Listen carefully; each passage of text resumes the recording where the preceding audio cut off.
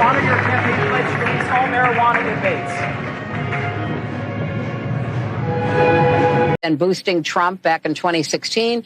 But I also think there are Americans who are engaged in this kind of propaganda.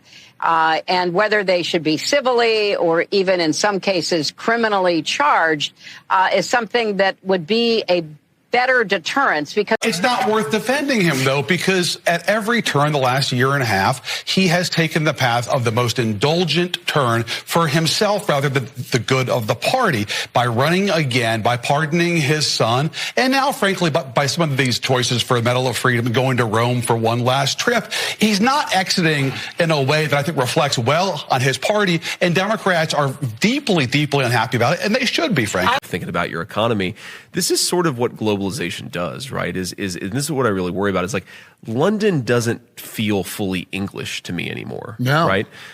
New York, of course, is the classic American city. Yeah. Over time, I think New York will start to feel less American. Yeah. Everything becomes flattened and becomes the same. Yeah. And like real diversity actually is like, I'd kind of like to go to a different place and have it be different. You want Paris to be Paris. Exactly. Yeah. And not have it all just feel the same. Right. Right. That is, I think, a diversity that I can get behind. People see people see financial migration as an opportunity to go into a country, not respect the laws, the culture, set up a profitable business, and then send that money back to another country. It doesn't seem like a sustainable model. No, and you have no investment in that country. We want people who have investments in a place to care about. You know, I want to play you a little bit of something you said last year. Take a look.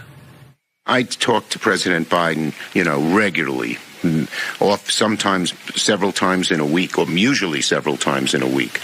His mental acuity is great. It's fine. It's as good as it's been over the years. All this right-wing propaganda that his mental acuity has declined is wrong.